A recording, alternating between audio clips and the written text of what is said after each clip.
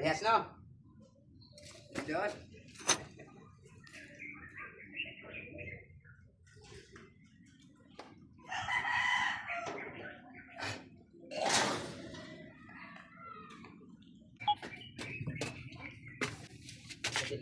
Yan mga Lodi, meron naman tayo ngayong kino-convert na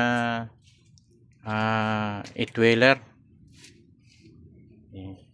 Gagawin na natin hanger type, hindi nakagaya nung pinakita ko sa video na meron pa siyang parang arm. So ngayon kinonvert na natin sa yan na. Yun. Tapos babalik pa rin natin yung mga naandito, yung parang bell crank. Tawag doon, di ko alam kung anong tawag doon. Bahala na kayo kung anong tawag nyo doon. Ayan. So meron na tayong natapos. Ito. Meron ng isa. So bukas, ito naman ang susunod natin. Yan. Yan. Tapos ito naman yung para dito sa steering niya.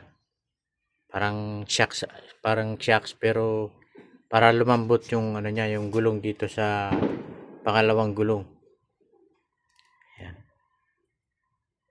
Conversion po 'yan. Yan yung 8-wheeler. Ayan.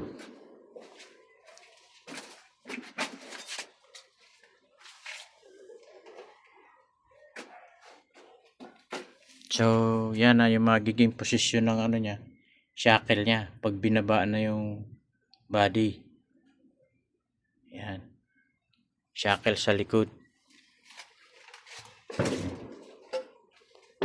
So, pinare-repair lang natin yung mga bushing sa machine shop, yung dito sa kinakabitan ng tie rod, pati yung mga tie rod. So, magmumukhang bago na naman to pagka naikabit na natin lahat. So yan, conversion po yan na 8-wheelers. Yan. So mga Lodi, i-update ko na naman kayo sa susunod nating video.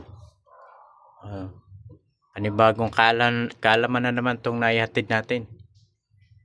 So keep on watching. Maraming salamat.